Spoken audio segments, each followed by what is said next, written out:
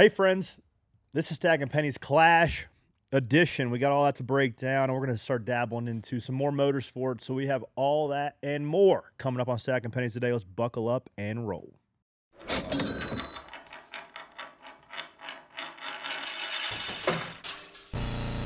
Stacking them deep, selling them cheap. It tastes like gasoline, rubber, and victory. We're just out here stacking pennies.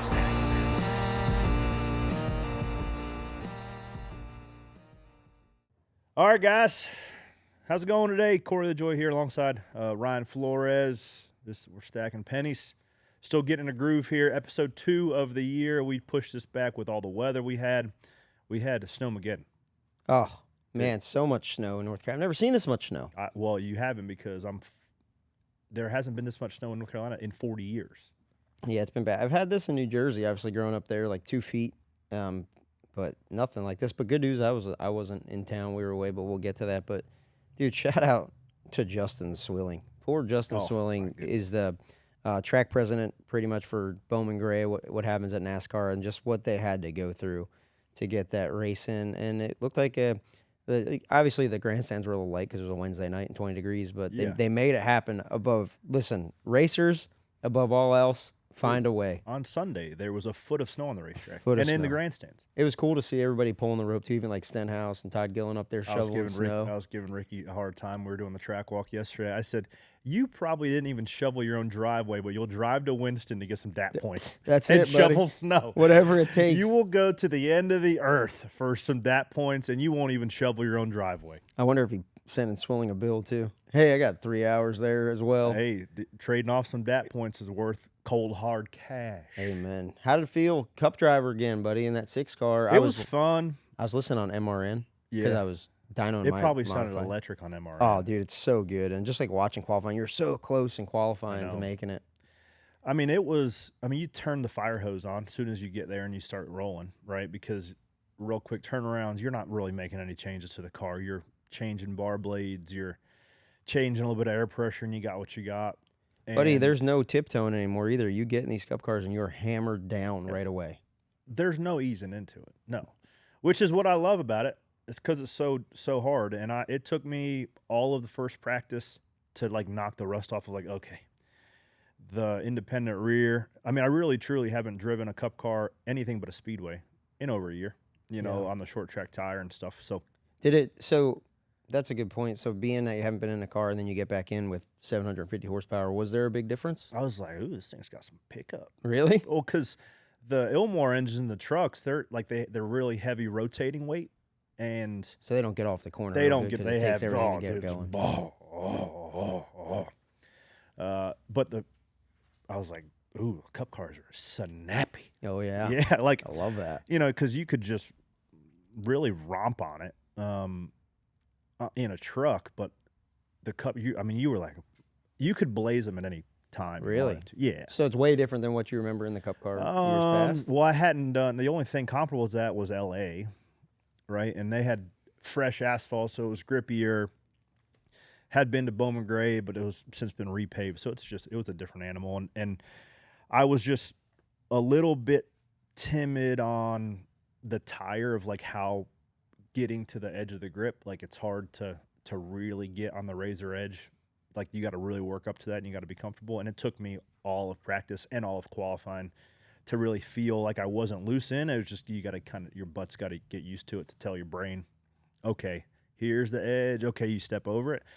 Because I didn't want to chatter the thing and back at the fence, right? But we spoke about Bolins quite a bit. How was working with Bolins? I've worked with Bolins awesome, a long time. Man. He's great. Yeah, he was super complimentary, which, nobody's going to be harder on me than myself or my dad, right? But I feel like I got in, we had some pace off the truck, and I just couldn't we missed qualifying in the show by 300, which was like 3 feet probably. And then that sets up having to go into the desperation LCQ, so you got to do whatever you can to get in. You're in the thick of it though. Oh, we were in the fight, bro. I think you would have gotten the 2 off of 4 if we'd have drag raced, but I think he'd have brought me up high enough. You would expect him to, right? Yeah. Before the race, he started right in front of me. And I said, hey, I just apologize for anything I may or may not do in the next 75 laps. He goes, I apologize too. So we had that one out of the way. Did he jump that? I was listening to it. Did he jump that bad, or I saw The Dale one Jr. that got a little was spicy. the on there. one that was what got me that whole thing. I was right behind him, so I was tight, and I knew he launched great. I don't know timing of who launched first, and he's obviously going to point to SMT, which isn't very accurate. Like the lines and stuff don't really overlap, but the tweet from Dale was spicy. I wish you'd stick up for me as much as Dale Jr. sticks up for his friends. I mean, damn. I'd stick up for you. Okay. Maybe not on that. social media because I don't have it on my phone, but I was sitting in the truck and saw that. I'm like, damn, Dale. He either really likes Josh Berry or doesn't like Michael McDowell. One of the two. Either or. I mean, either or. People talking about it. For context, who those that didn't see, so there was the video posted with McDowell. Right, he was pleading his case. I didn't jump early. I think he said on his radio, just because I embarrassed them doesn't mean that they need to throw me to the back. Hence, Dale Jr. said one's a short track ace and one's not. Yeah. Which I love that for Josh Berry, and I hate that Josh Berry's in the LCQ, but the 21 leading at Bowman Gray, any type of race with the Wood brothers and their history there with the backseat driver and all Well, that. it's easy to look at like the chasm between the guys running the hooligans race versus the guys that make it. And there is 10 guys on within 400ths of a second. Like, if you're on the positive side of a 400ths versus not, like you're sitting there in the grandstands watching us smash into each other. How sick is Bowman Gray, though? Just as a facility and a racetrack. It's one of the most fun places to run single car runs. Yeah, just by yourself. My favorite thing's practice because you got to get your car to work. It's hard to get around. You can make speed. You can miss it. It looks easy. I mean, anybody thinks driving's easy, right? You just look at social media. But, like, when the car is going slower, it's harder to drive. Listen. Because it doesn't stop. It doesn't turn. It doesn't go. It doesn't do anything. You're just trying to manhandle a brick around the racetrack. Easy is a relative term because getting the car from the start-finish line and back around, most race car drivers can do. Yeah, if you put any race car driver in, it goes to show that going faster than everybody else there is the hardest part. And like you said, 300ths is what, puts you in the show or out of the show. Look at Burt Myers, right? Like, obviously he wasn't in the best car, but he's a second off the pace. All-time winning Sky Bowman Gray. Never can barely be beat there a lot of times. So it's just a great event, and I'm bummed that there was like a cloud over it, figuratively and literally. I fell asleep at the beginning, a little nap at the beginning of it, but then when I woke up, the track was wet, and I was like, oh boy! And when I was just watching the progression of the wet tires and how it was going, I was like, sprinkle tires, buddy, they deliver. They put on a pretty good show. They either it's like a light switch. They either have traction or they don't. Right? Somebody goes there and locks the rear tires up. I felt like Denny was backwards more than he was forwards. Then you look up at checker flag and he's fourth or fifth. There were some spicy comments from some fans and some Bowman Gray locals, but like at the end about of what? Just about like this is some of the guys from Bowman Gray were hounding Freddie because Freddie is pretty critical on Bowman Gray, and they're like, "Bro, what are you guys doing there? You want to talk about us?" But in the back of the field there, it was a little frustrating there through the middle that they couldn't get a restart in and get going. Then they did, and the 5 run out of gas.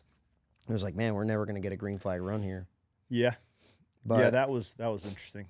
Kelly was sitting there watching with me. She's like, how do you run out of gas? It's easy, I'm baby. like, it is easy, baby. Because, like, if you start low or if you do the equation, which everybody's doing, right, I need X amount of fuel to make it 200 laps of Bowman Gray because you don't get the opportunity to fill up at the halfway break. Let's just say holds what, 22 gallons, 20 gallons, 22 gallons? 22. Then if you only need 14 gallons to make it to the end, right, you're holding or you're not putting in 8 gallons. And it's 6 pounds a gallon. 6.7 pounds a gallon. And if you're trying to get your car around the corner at Bowman Gray and you can be 60 pounds 60 lighter, pounds light, that's going to be more better. It's better all day long. So there was guys doing that calculation, not banking on that many cautions. Now, the unique thing about the Clash, every lap is green. Mm-hmm. You has to be running green. I would probably adjust that to the last 50 being under green if it was me. That is a huge topic, especially with me driving the 99, which I'm fired up about. But before that, Did you play the game at all to be in an odd number? no, because you could choose. Because you could run the top. Oh, because you can choose. Yeah, copy. So what had happened was I played it right, and then with like 4 to go, the 16 was trying to keep pace, but I didn't anticipate him not having as bad of a drive as he did.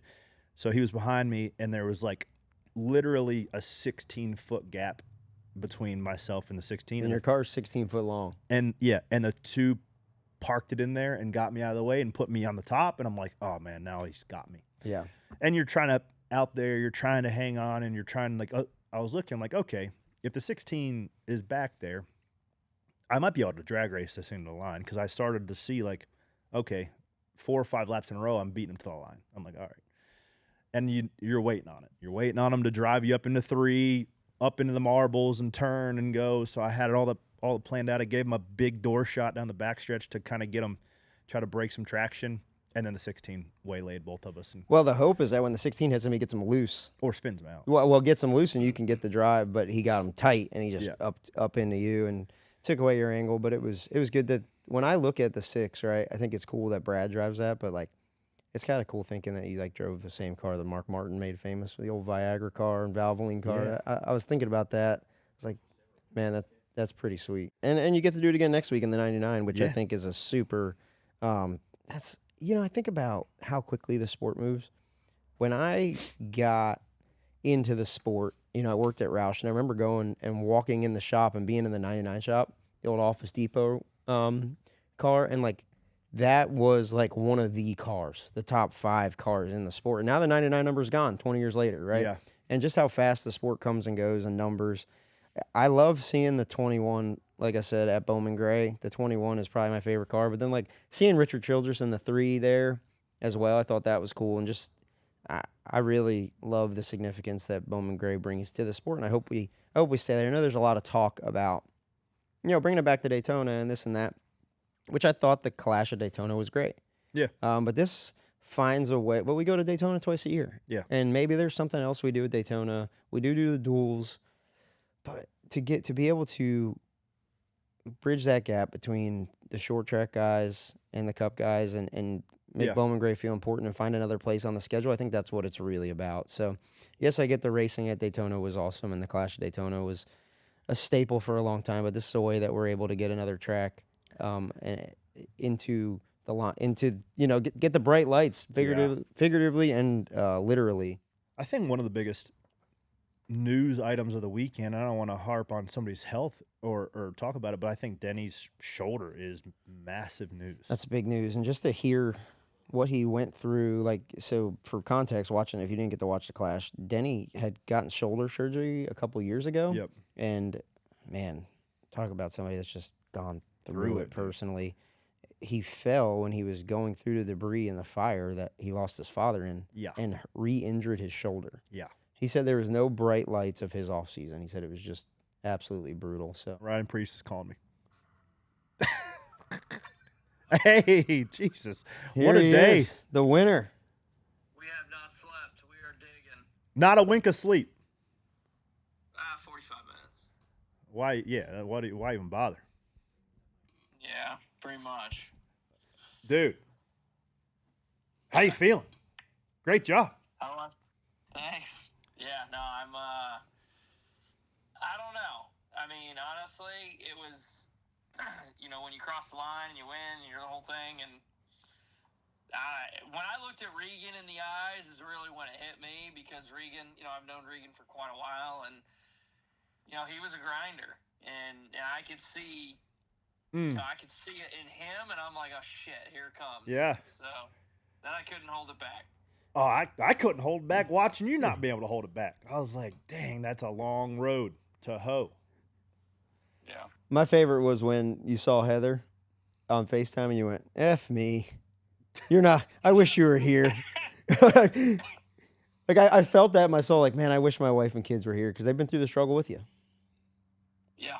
Yeah, and I actually, when I was driving down here, I was thinking about it because she was there for that truck race. She was there for the Xfinity race. And, obviously when you have kids, to have them out there that late at night, it was like, I don't think you want to bring them out there. It's going to be 34 degrees, this and that. And now, I almost wish I said, hey, you know what, we just come out. Yeah. Because, if I was able to see Rebecca running at me and Heather and, I guess that's just more incentive to go do it again.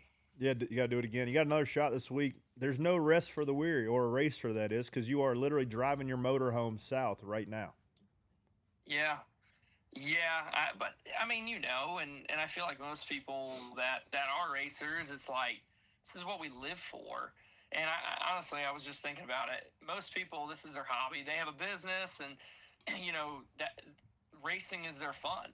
And I get to do it for a living. I get to race in the Cup Series. I got to win a race in the Cup Series, and now I'm going to play at New Smyrna with my Super and the Modified, and it's living a dream, and it's a dream as a kid. Like, you chase after it, whether it's going to happen or not, you don't know. But I'm thankful that it did.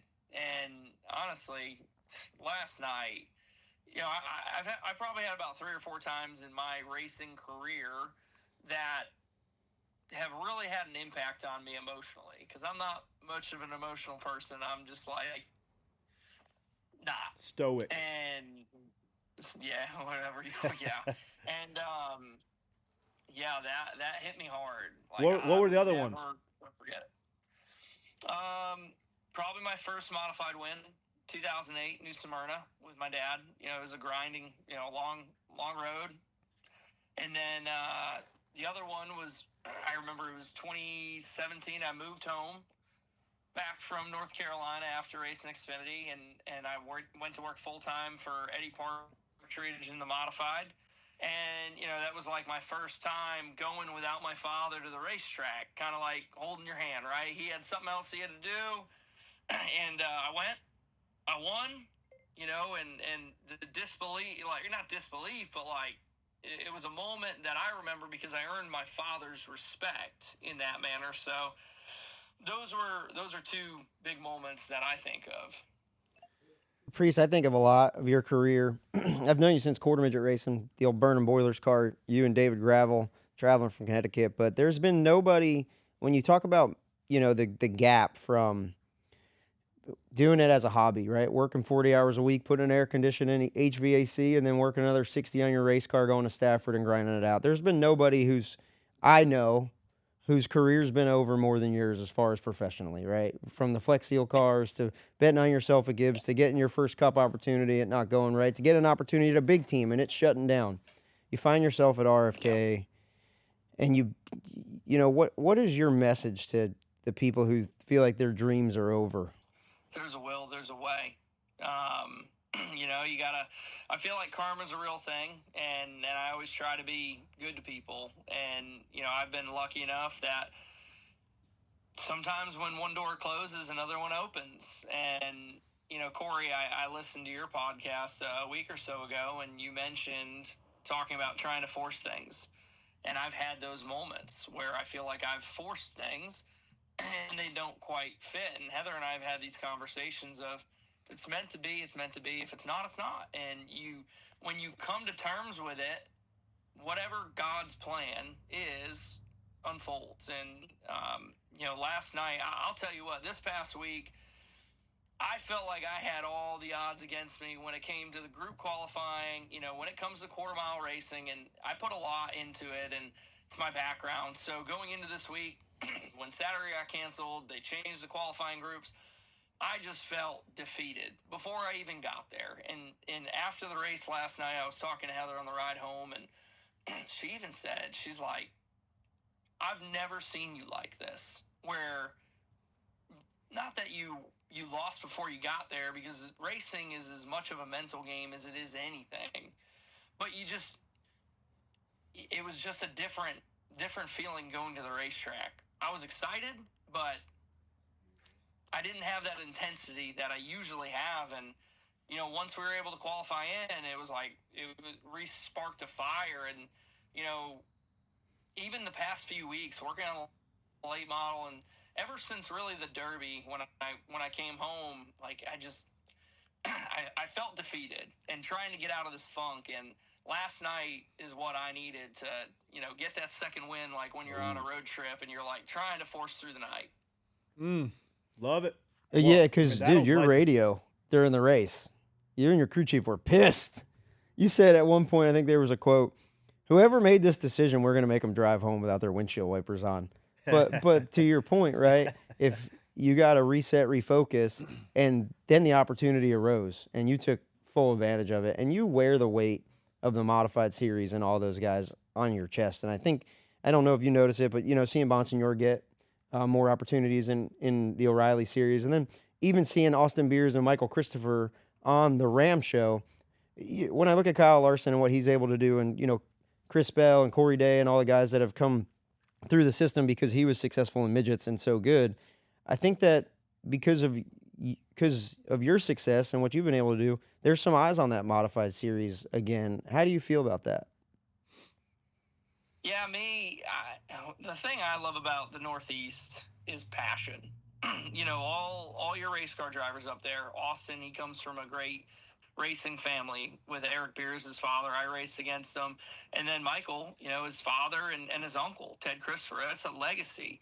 And you have a lot of passion. And, you know, it's just different up there. So I'm happy there's eyes being looked up there again, because there is a lot of young, talented race car drivers, but they're not going to just bring a checkbook. They're going to bring the passion. They're going to bring the drive, the determination. And, you know, it's hard to find that. You can't buy that. So, you know, I hope those guys get more opportunities. And for me, it's trying to accomplish the goals that, you know, when I came down here or I did a handful of races in 2013 and 14 and you know, got through NASCAR's approval process in 15 and then 16 at JD. It's like, I have goals and I want to accomplish them. And I feel like last night was definitely the first step, but there's a lot more. And, yeah, it feels like there's a huge weight lifted off my shoulders. Yeah, that's what I was going to ask you. Like,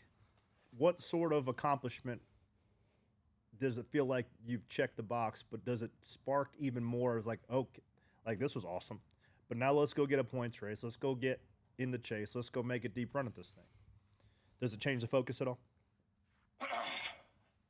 I mean, the focus going into the season for us was to win, right? And be consistent and be competitive every single week. And once you make the playoffs, you kind of, you know, you can look at those races and say, these are where I feel like we can truly maximize against our competition, and these are where we need to be here. And so I think going into the mindset and, you know, what our team has, what Chris has, the Six has, you know, everybody at RFK, it's to go win. And usually when you win, everything else takes care of itself. So, yeah, do I want to race for a championship? Yeah, you know, like all of us, Yeah. you would, we all do. You know, I think there's just a lot of things that got to come together.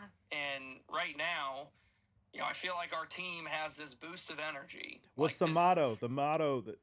The new motto at RFK. Back to the front. Yeah, back to the front.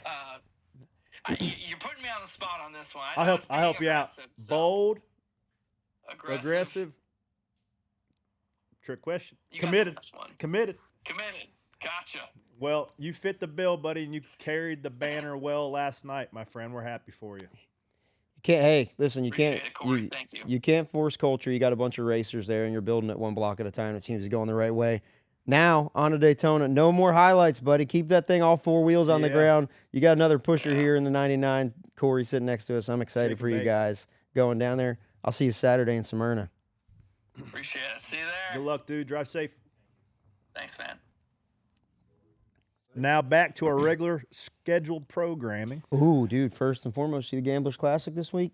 Oh, we didn't even talk about we that. Didn't talk Gamblers Your Classic. race. I went up there, Atlantic City. Buddy, you want to talk about cold. It was a next level cold up there. And their heating, and the building was built in 1920, and they've started racing midgets there like 1938. I did a great track walk with a guy named Lenny Boyd, who won the races there and has been going there since he was a kid, not in 1938, Super obviously. modified guy. Lenny Boyd's a little bit of everything. Yeah. He's raced everything, kind of like he's a little bit like myself, right?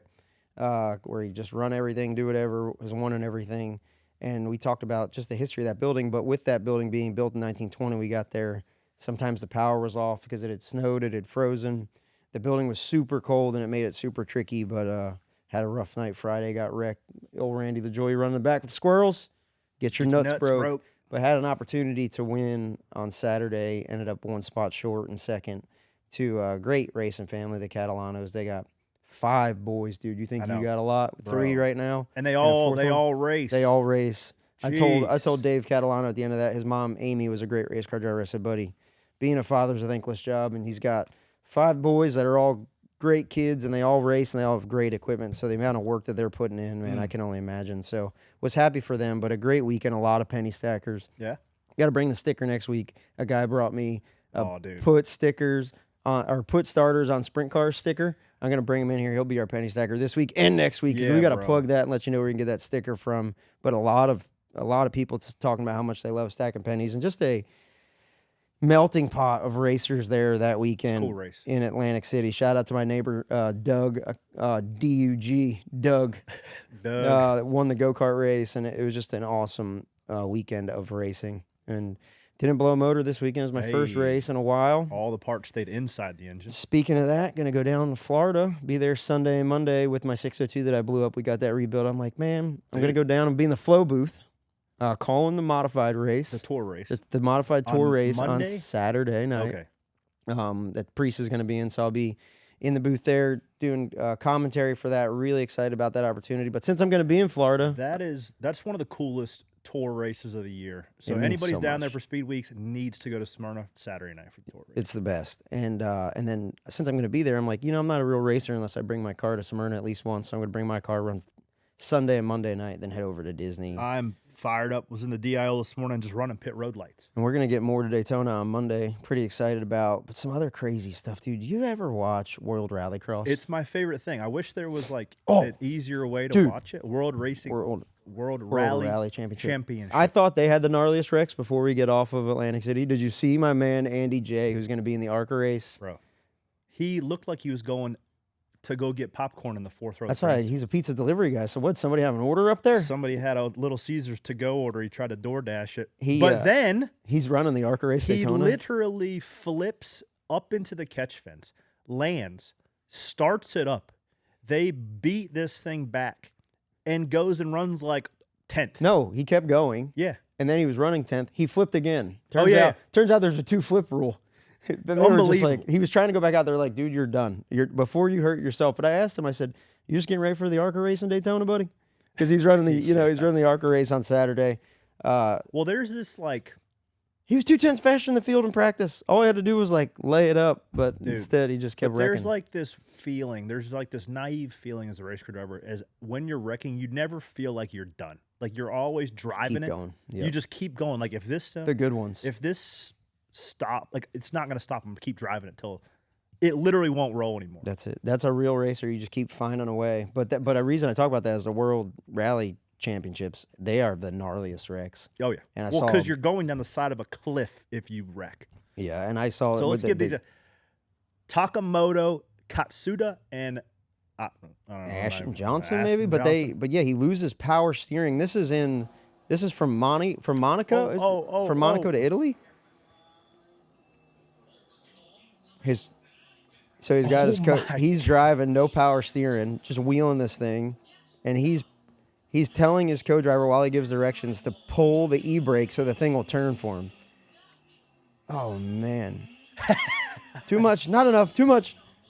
This reminds me of they need to go to the chain race at Bowman Gray when they have the guy in the front with the gas and the guy in the back with the brake. It's the best. How can we get in? How can we get an entry into that We race? just gotta go build a car, I reckon.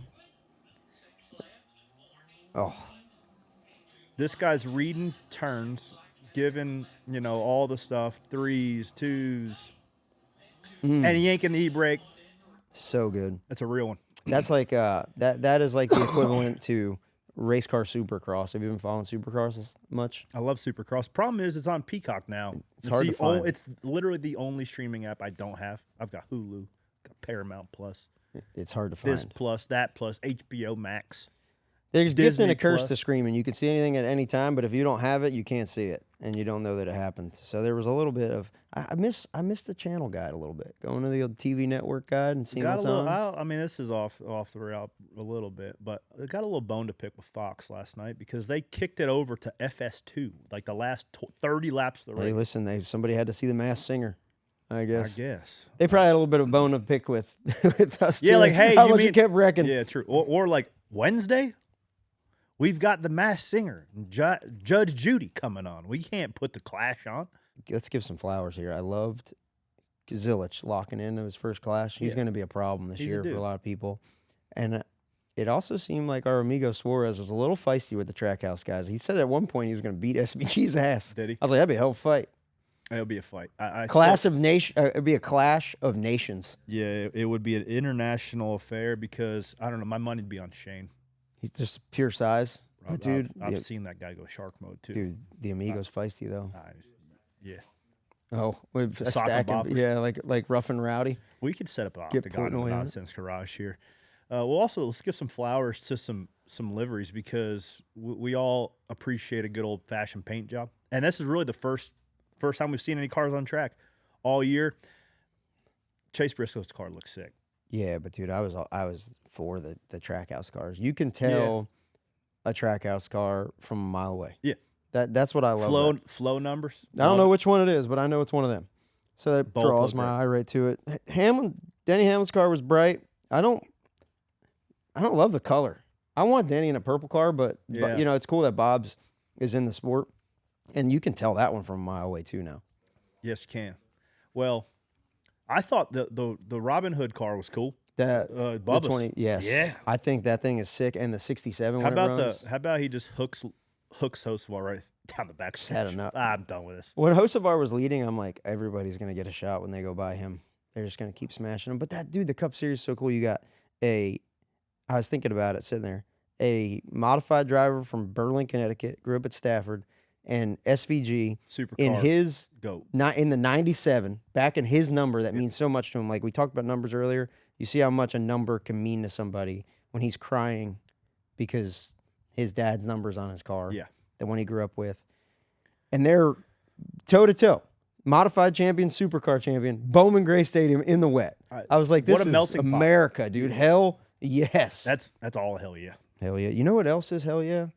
That Freedom 250, speaking of America. Dude, I sent that in the group chat because there normally events like this Freedom 250 at DC, Grand Prix at DC, they get out years in advance. Yeah. Right? Like, so I wonder, I mean, hey, Raj, Dude. captain in there doing deals. Dude, Roger ain't scared. Roger doing deals. Bringing the Indy cars to some street course in downtown Washington, D.C. on the 250th anniversary of the United States. There ain't nothing more American than that. No. And I don't care what your political views are. This is awesome. Sick. We're celebrating the country. And look, Donald No, Trump hey, has let's be honest. Donald Trump has let's a ton be of honest. respect for Roger Penske. They're both big-time American Joe businessmen. Biden ain't putting Indy cars in street circuits. Okay. Let's just call it how Hey, it is. he did it. DJT is putting them right down national. Or what I don't even know the roads names. Yeah, I don't know the roads. Run 'em but, around the But I White know House. it's going to be sick. Octagon fight on the front lawn. Indy cars going around it at the same time. Fireworks. America. Pretty awesome. I'd love to get Pato. Scotty McLaughlin on here after that race to really get. I think that's peak America. Also, I think nobody's getting more indoctrinated into American culture than Scotty Mack. Scotty. Like, he's going to Panthers games, football. Oh yeah, he's into it. His hockey wife's a New game. Yorker, Okay. so he's a Knicks fan. Knicks guy. Yeah, he loves it. So I would love to get him in here maybe before and after to see what he thinks. A little pre and Hey. post. Big fan of the show. lot of energy behind the IndyCar series. Arlington race as Oh, yeah. well. That's going to be cool. So maybe we could pull some strings and get some other cats on here. Awesome. I'd like to talk to Pato. We talked to Alex Palou last year on the show. That was pretty cool to get a peek behind the curtain with his championship efforts. Kyron wants to know if SVG would do good IndyCar. I don't think you could get his big ass in there. I don't think that there's. If he could, of course he's going to. Yeah, dude, he'd be good in anything he drives. You give him a PT Cruiser in his backyard, and he's going to go faster than you. Yeah. Hey, news and supercar Toyota is joining, and that's awesome for them. That's basically down under NASCAR, buddy. It's what it is. It's a street course, road course NASCAR. I mean, the cars are very comparable. Well, we got a little hype video here for V8 Supercars. Curb launching. Dude, nothing better than these guys launching over curves. My buddy George Madecki would say it best. If you're going to hit it, frickin' hit it, mate. So one thing, we talk about numbers. I almost wish, I think something that's so specific to NASCAR is the branding of the number, and it makes it easy to follow. You know who's in it. The problem with me with supercars is, like, I don't know who's driving them, and maybe I need to watch it more. Well, we to don't know what the all cars guys. are. We only know a couple of guys that are friends of the show. Yeah, but like, if I knew that number 7 is, Mark Wintersbottom, Yeah. I would just follow the 7 car, just because you could look at Brody Kostecki is our Brody guy. Kostecki, dog. He's our guy. Came to the Christmas party this year. He did. He stopped by the house when he was in town. We should have got him on the podcast, but we'll get him on. We'll get him talking. I love the fact that the crossover is happening between IndyCar, NASCAR, Supercar. High tides raise all ships. That's it. And everybody's working together, buddy. You know what the low tide's going to be is whatever they're trying to do with e-racing and AI. Oh, you don't. Yeah, you're not. Buzz killer. Hey, you drove the damn electric car. I know. So that's just race car drivers in a Like nutshell. I said, it's cool tech, but when you go to the racetrack, you've got to feel like when you're standing next to the racetrack, if you don't have to like reach up and grab your ears so your eardrums aren't blown out, like it's just not this. It's just not Doesn't what. do it. What Doesn't do we it. Hey, doing? listen, different strokes for different folks. This ain't for me. If they had the Formula E race in New York City, I thought was cool because it was in New York City. Yeah. But I need to hear some horsepower, buddy. As V8. Racing is about humans doing superhuman things with a race car being the tool or like the weapon in which they do it with. Yeah. Yeah. I can't get. I'm get behind. A lot about of human people that are watching performance. There's a lot. It's of people. about it's a human game, right? Trying to build one car faster than the next car, trying to execute the details over the course of a race to beat the next human being. It's just not my thing. And listen, we're trying to. There's been so much talk about fixing NASCAR for the last decade that I don't have any time to fix anybody else. And I think NASCAR's in the best spot we've ever been. We got our championship back. You just said it 5 minutes ago. What, like, you have a guy from Berlin, Connecticut, racing a guy from New Zealand. That's what it's about. For the win on a quarter-mile racetrack that's been running since 1940. In the rain. In the rain. And we're finding out ways to race. Like, we find a way, dude, and I freaking love it. It's an entertainment sport. Just sit back and be entertained, man. That's it. Because there's a lot of cool stuff. There's a lot of great personalities. Just enjoy the show. And we're going to the Granddaddy Mall this week. We're going to it. We're going to Daytona. A great American And race. the other thing, too, like, when you look at guys, we talk about, like, Max Verstappen, right? They got Max Verstappen pulled up here. He's been running, GTP? GT3? Well, which I don't know much about that stuff, but he's just waxing the field because he is so good. Now, when Max Verstappen gets in a car, his car is going to be exceptional because of who he is, but he's earned that. But like this guy gets in his private jet, and you think Hocevar's cool with his sim rig up in the trailer? My man's got a sim rig in his private jet. That's baller. What do you think the Wi-Fi bill on that is? That's baller. That is awesome. It doesn't make sense for him to come race NASCAR because he'd really be putting himself out there, but I wish he would. I wish he would eventually. Man, I hope with Max will, I don't want to say never, but like there's got to be a little bit of intrigue. Hopefully that connection with Suarez Dude. gets him there. Because you see Dario Franchitti's racing St. Pete truck race. He is. Jimmy Dude, Johnson, dude, he bridges the gaps. He does.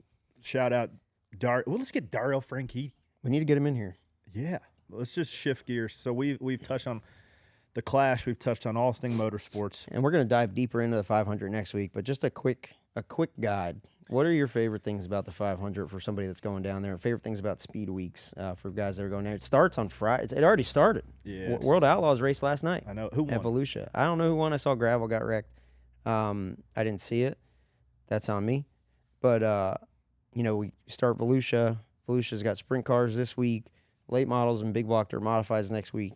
Smyrna's got every kind of race car you could ever want to race for the next 2 weeks. They even have sprint cars the Saturday. So here's before the 500. Here's the ticket, right? You just go on and load up and head south to Florida, where hopefully it's a little warmer than where it is in anywhere else in the country.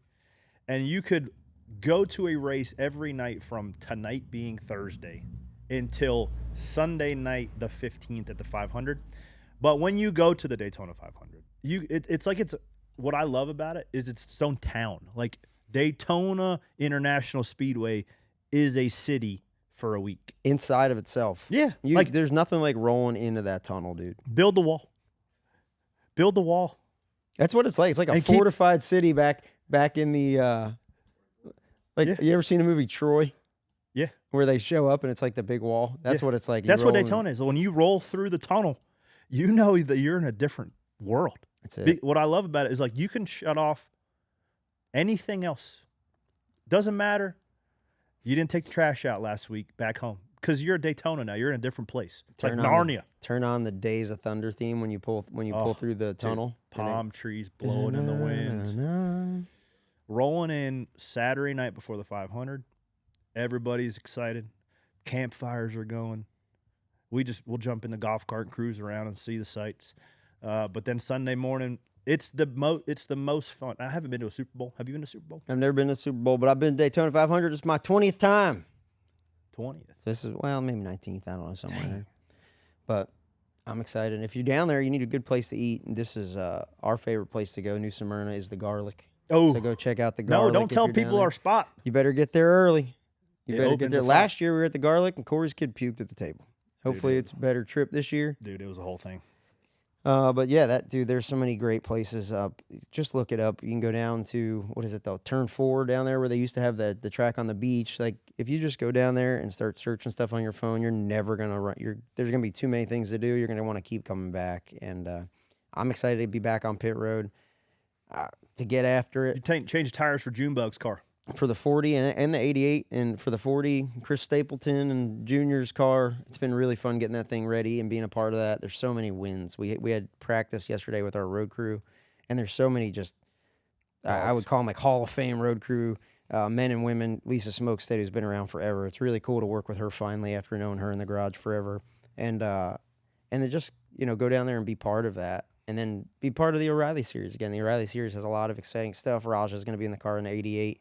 For the first 3 races. So, dude, there's nothing better than going to Daytona in February. Florida in February is undefeated. It's undefeated, and we'll remain undefeated until the end of time. So stay tuned to Stag and Pennies. If you're not able to go, we'll give you the recap on that for the week. We'll be shooting some social media content following our journey on punching our ticket into the big dance with our 99 team.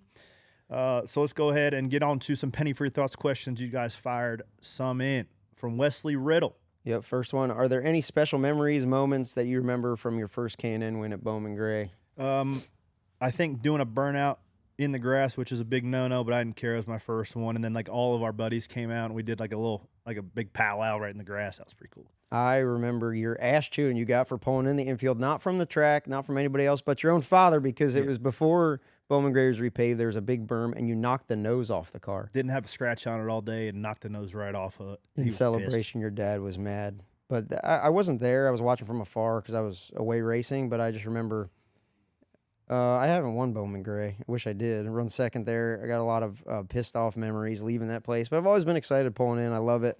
Love going there. And we'll get a win there eventually. Jagill _